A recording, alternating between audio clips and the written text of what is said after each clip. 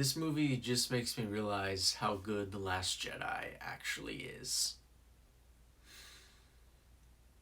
Please don't make me do this. Please. I don't want to. Star Wars Episode 9, The Rise of Skywalker, is now out in theaters, and it is the end of the Skywalker saga. 40 years worth of Star Wars films coming to a conclusion, and it is awful. The Rise of Skywalker absolutely baffled me, and not in a good way. The Rise of Skywalker walks back on every single thing that The Last Jedi did, and it is completely stupid.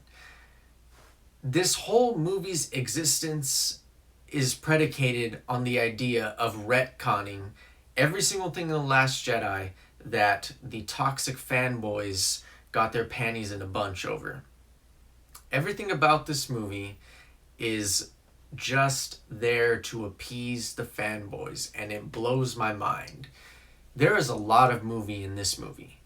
It's 2.5 hours, but so much happens in that 2.5 hours that I honestly feel like you could have taken the first third of The Rise of Skywalker, and that could have been the middle entry for what J.J. Abrams wanted to do. Because I get the feeling that a lot of the exposition and backstory that was in the first part of this movie was originally intended to be in The Last Jedi, at least the version that J.J. Abrams wrote treatments for. And then Rian Johnson threw that in the trash because he had much better ideas. The Rise of Skywalker basically brings out all of J.J. Abrams' worst qualities as a filmmaker. J.J. is only interested in the journey. He thinks storytelling is a mystery box. He doesn't care about the destination. He doesn't care about telling a good, well-told story. This movie contains so many storytelling tropes that I absolutely hate. Like, oh, this thing was happening in the background all along, you just didn't know it. Or, actually, no, this is the way, it happened, not the way that you saw. Not the way that the film communicated this thing. That's not actually how it was. How it is how it is in this movie. And it's just completely ridiculous, because this movie is such a slap in the face to Rian Johnson and The Last Jedi that there are seriously about at least 3 moments where you could honestly, metaphorically see J.J. Abrams giving the finger to Rian Johnson and what he did with The Last Jedi, because, oh my gosh, it ruined people's childhoods. Jesus. Wouldn't want that now, would we? This movie is so caught up in nostalgia and just undoing everything from The Last Jedi. Every bold decision that movie made. Rey is a nobody. Oh, that's not true. Forget about the past. That doesn't define you. You are enough. Oh, actually, that's not true either. You need to be from a special bloodline in order to be important in Star Wars. Nope. Everything is fixed. Everything is fixed. Kylo's mask destroyed. Letting go of the past. Nope. It's fixed in this movie. Everything is just completely retconned. It makes no sense to me why this movie exists in the way that it does. They could have done something so special and interesting with this movie, but instead JJ chose to play it so safe and just retconned everything. He went to appease the fanboys. He walked back on every bold decision Rian Johnson made. Okay, but I will not pretend that this movie doesn't have its merits.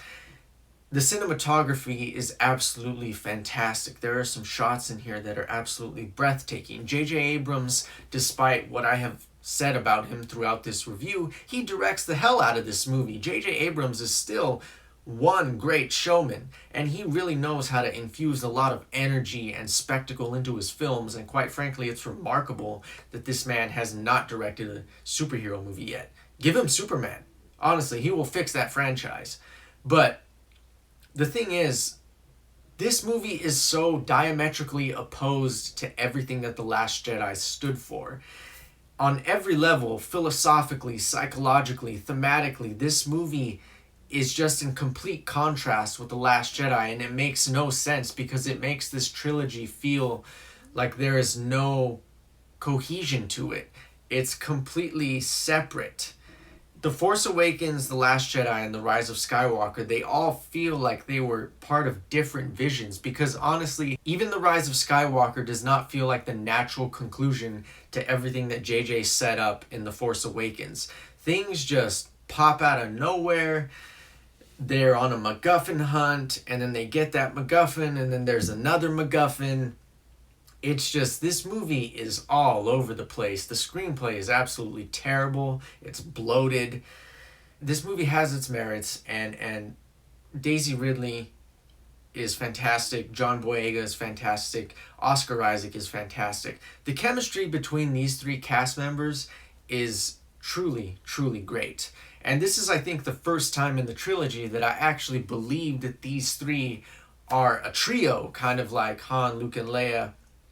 You know, the chemistry really shines through in this movie, and the character moments are really where this movie shines. The problem is, because there is so much ground for this movie to cover, those character moments, which really anchor the film, those are the most heartfelt moments in this movie, they have no room to breathe because they happen, but the movie has to just keep moving forward, getting to the next plot point. It is so fast that the good moments of this movie, you hardly have any time to take them in. Okay, the lightsaber battles, fantastic. There's one in particular that I think is probably the best in the entire saga, but lightsaber battles do not make a movie. I'm sorry. The sound design is beautiful. I felt every lightsaber ignition, every force use. I felt it all just like completely kicking me in the chest. Of course, that could be because I watched it in Dolby Vision and Atmos, but the sound design is amazing. The movie looks great, obviously. It's a Star Wars movie owned by Disney. It looks fantastic. But The Rise of Skywalker just does not do anything interesting. It is a complete slap in the face to Rian Johnson and The Last Jedi, and it is so diametrically opposed to its predecessor and even The Force Awakens that it makes no sense. It has no business being in this trilogy. This movie is not good. Okay? I'm sorry. But I will not say that it's the worst Star Wars film because the prequels exist. But The Rise of Skywalker just plays it way too safe. Its entire existence is pretty much let's appease the fanboys that harassed Kelly Marie Tran off the internet because they didn't like The Last Jedi. Yeah, those are the people you're pandering to, JJ? I don't think so. This movie's not good. I do not recommend it. I don't care if you're a fan of Star Wars. No. Do not watch this movie. It is not good. Okay? If you liked The Force Awakens, you might like this movie. If you liked The Last Jedi, you definitely will not like this movie. If you liked both of these movies, you probably won't like this movie. That's how strange this movie is. It doesn't even have an identity because so much of it is just based on nostalgia and retconning. This movie retcons so hard it would make J.K. Rowling jealous.